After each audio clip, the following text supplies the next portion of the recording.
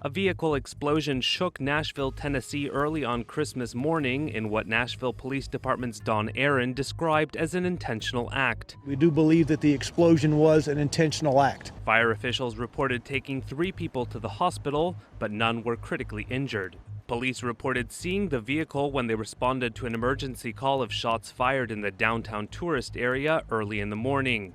Without specifying what made it suspicious, police said circumstances about the motorhome prompted officers to call the bomb squad. The bomb squad was on the way when the explosion occurred. Andrew McCabe, a former deputy FBI director, told CNN an explosion of this size would be investigated as a possible act of terrorism, whether domestic or foreign. Moments before the blast, police officers went door to door in nearby buildings to hustle residents to safety.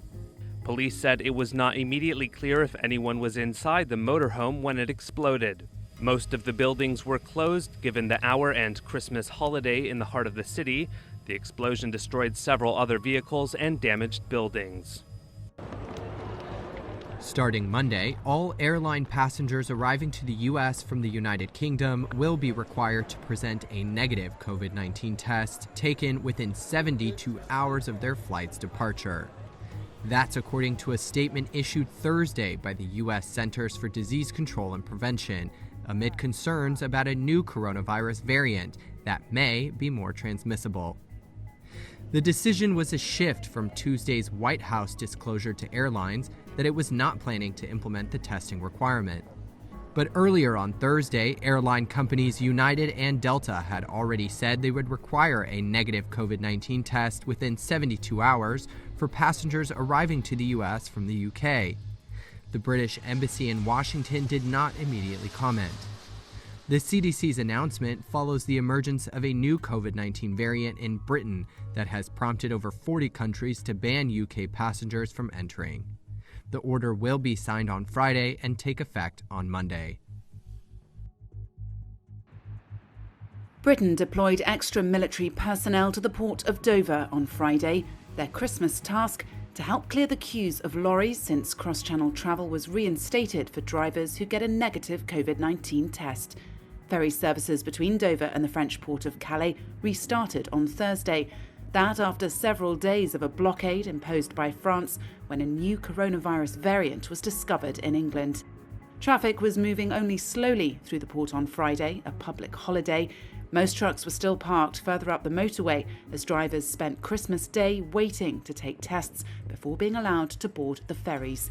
An additional 800 British troops have now been sent to the port, as well as the 300 already there, British media reported.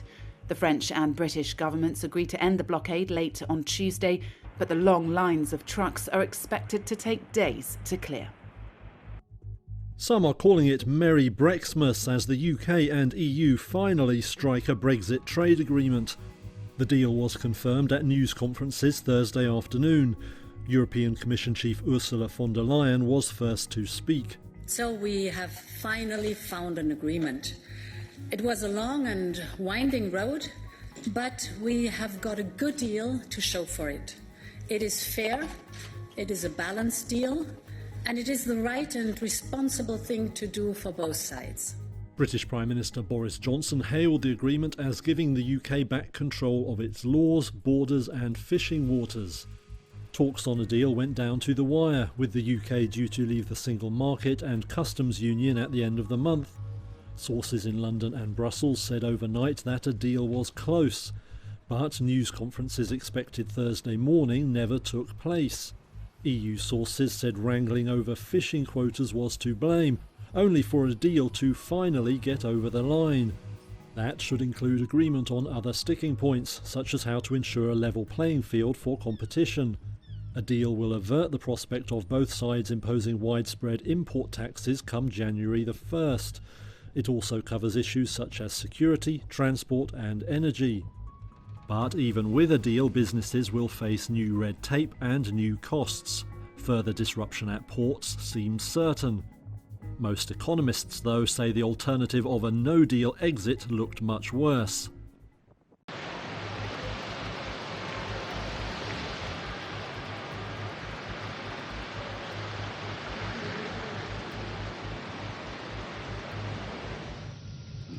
Cari fratelli e sorelle, buon Natale. È nato un bambino. La nascita è sempre fonte di speranza. Minus tecum, benedicta tui mulieribus et benedictus fructus ventris tui. Sancta Maria, Mater Dei, ora pro nobis peccatoribus. Benedicta tui mulieribus et benedictus fructus ventris tui, Gesù. Buon pranzo natalizio e arrivederci.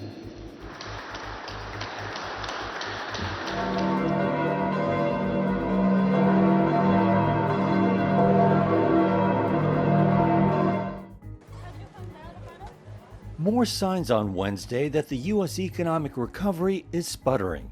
Consumer spending, the biggest driver of economic activity, fell for the first time since the recovery began in May. The Commerce Department reported that personal spending fell 0.4% in November as Americans cut back on purchases of cars, clothing, and shoes and spent less at restaurants and bars. That offset increases in spending at supermarkets and liquor stores.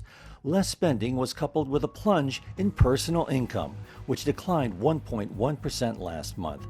That dip reflects the expiration of a government loan program for businesses hurt by the pandemic. A third commerce report showed business spending rose, but the pace has slowed. Separately, the Labor Department reported Wednesday that the number of Americans filing first-time claims for jobless benefits unexpectedly fell last week to 803,000, but that's still historically high, well above the peak of 665,000 claims filed during the Great Recession. In a day flooded with economic news, sales of new homes fell more than expected in November. These reports come on the heels of data on Tuesday showing existing home sales declined last month and consumer confidence slumped to a 4-month low in December. Delays by Congress passing another rescue package, now thrown into disarray by President Trump's threat of a veto, and the surge in coronavirus cases that has led to new business restrictions have sapped energy from the economy as a brutal year draws to a close. Rain and COVID restrictions kept beachgoers away from Sydney's iconic Bondi on Friday, a traditional Christmas Day destination for thousands of revellers each year. But it didn't dampen the spirits of locals. To be present with the moment, bring a bit of happiness to the situation, bring a bit of light, bring a bit of hope, bit of craziness, and that's it. That's what Bondi is, that's what Christmas is all about. At midday, only about 100 people were swimming, surfing and posing for photos. However, Santa and a few reindeer still managed to make an appearance. And for those a long way from home, the sandy shores served as the perfect remedy for the holiday blues. Oh, look, obviously there's a bit of homesickness right there, but you know, there's not a better place to be right now with COVID going on than Australia probably.